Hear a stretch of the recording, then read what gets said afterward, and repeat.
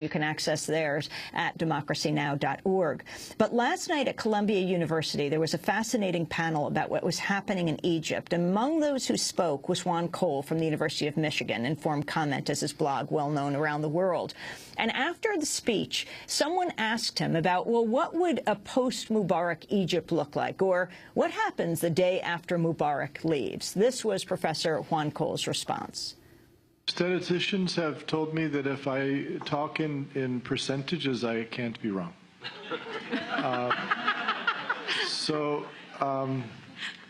There's a percentage chance that the... What kind of percentage? I would give it about 30%.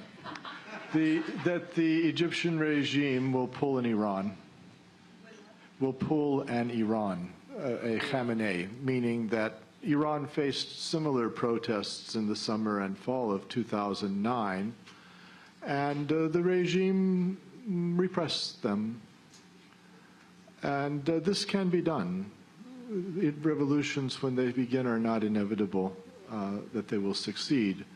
And so one possible outcome of this popular uprising could well be that Omar Suleiman runs Egypt, even more than he has in the past, in which case the Palestinians, yet again, are up the creek, and so is everybody else. And, you know, the only way that this could be done is certain structural adjustments would be made. So the regime has already raised office workers, government office workers' salaries by 15% as a kind of bribe and to try to divide the labor movement.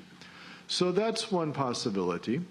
Another possibility, which is, it seems to me, much more likely, is that the regime is forced by continual demonstrations and by continual organizing to have, to move towards roughly free and fair parliamentary and presidential elections in September. But there is a problem with that scenario from the point of view of the goals of the protesters, that who is organized to run in such elections is the National Democratic Party, the ruling party, which is consisting of three lies. So, you know, there is a little bit of a danger if you go straight to, in a short period of time, relatively speaking, to parliamentary elections, that a lot of the same faces are going to be there in Parliament. And then remember, parliamentary elections, as we have discovered over the centuries, are peculiarly open to the power of money. And there is a class of billionaires in Egypt. Some of them are now hiding in Dubai, but they could come back, and they still have their capital. So, you know, who's going to fund these parliamentary campaigns is very possibly the very corrupt crony class that was created by the Mubarak regime and against which the protests are being conducted. So both of those scenarios do involve a certain amount of the protesters getting screwed over. And the third possibility, which seems to me maybe only 10 or 20%, is that you get a genuine revolution, that there's a social revolution, that substantial amounts of wealth and power get redistributed to new actors, that the regime really is overthrown in the way that the people mean when they're chanting that. That seems to me not impossible, but also the odds are stacked against it. That was University of Michigan professor Juan Cole, runs the famous website, blog, Informed Comment. He was speaking at Columbia University last night. Professor Samer Shehata at Georgetown University, your response? Yes, well, I mean, I agree with Professor Cole that, you know, revolutions and history in these kinds of circumstances are contingent events, and of course we don't know what the outcome is. But I have to say I do disagree with a number of things. I don't think that the Iran comparison really holds any water for a number of reasons. I mean, one, the Muslim Brotherhood is not a clerically based, religiously textually oriented, anti-democratic movement. That's not at all what the Muslim Brotherhood is, and I might disagree with Juan or with Paul about the nature of the Brotherhood, but it's you know, the Brotherhood has repeatedly participated in parliamentary elections. They've partnered with liberal opposition groups, they've partnered with left groups, and so on. So there are certainly very serious conservative elements and ideas in the Brotherhood ideology, but I don't think in any way we could get to a kind of clerically based vilayat al-faqih, rule of the clerics, type of situation with regard to Iran. There's also not the same importance of America, an anti-American sentiment in what's going on in Egypt. It's a purely domestic matter.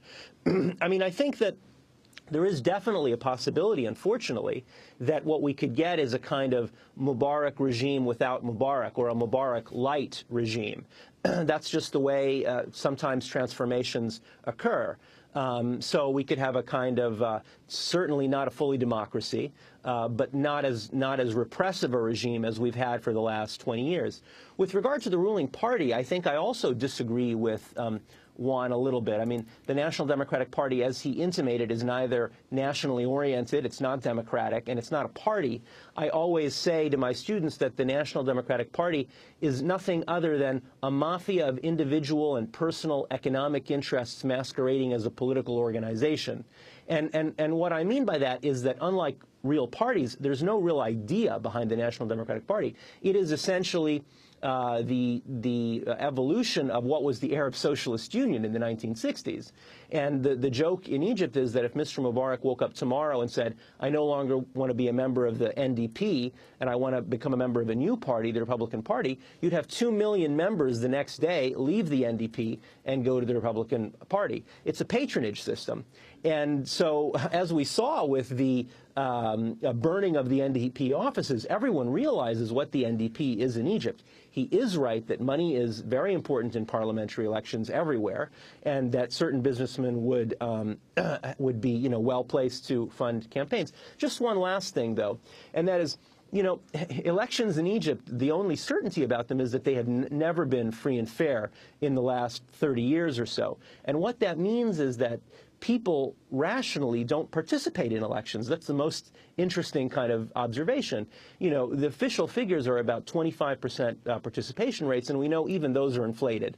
The significance of that is that electoral outcomes, whether it be the Brotherhood's excellent performance relative to the number of candidates they put forth in the 2005 elections, which were marginally free and fair or less fraudulent than usual, that's no indication of what the Egyptian public would vote if elections were free and fair. People would actually turn out and participate in a process that had some credibility in which they thought their vote counted. So I think we'd have a completely different landscape, and there are certainly liberal parties, liberal ideas, youth, labor, which hasn't participated, and of course over the last 5 years has increasingly been organized and increasingly taken action and so on. So I'm, I think, a little bit more optimistic than Professor Cole, nevertheless understanding that these things are historically contingent and they're kind of unknown where we'll end up in a year, in 2 years, in 5 years.